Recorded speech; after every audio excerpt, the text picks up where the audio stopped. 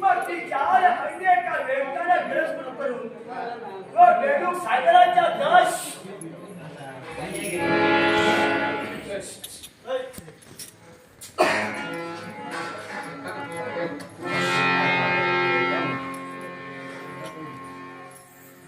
तो जेव्हा बेडूक सागराच्या तळाशी जाऊन लपून बसला, सागर देवतेला विनवणी केली, त्या बेडकाला आज्ञा करून या शिकवीच्या अंगी द्यायला सांगा. सागराला माझ्या शब्दाला मान दिला नाही. दोघांचं भांडण झालं, वैरत्व झालं. तेव्हा सागरा देवता आपल्यापर्यंत पोहोचली.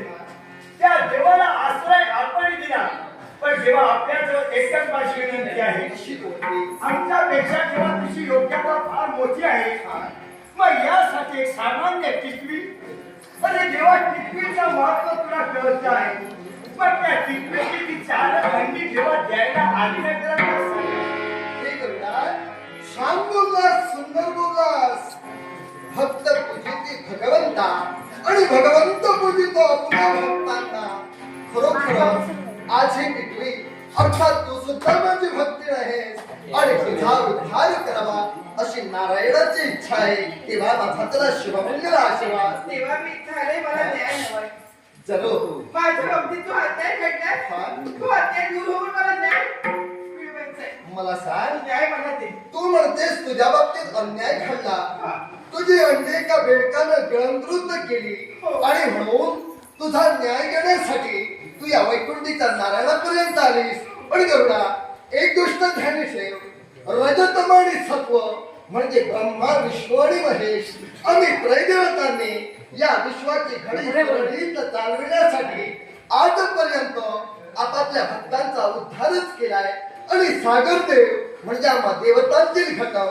आता असल्या विश्वाला आधारभूत कोण असेल तर साक्षात सागरदेव. असंख्य जीवाच्या सागरदेवांच्या कुशीतुला दुरावरते आहे. आज जर का सागरानं त्या बेडकाच्या बाबतीत पक्षपात केला असेल तर तो बेडकानं न्याय कुणाजवळ मागायचा. बरोबर आहे.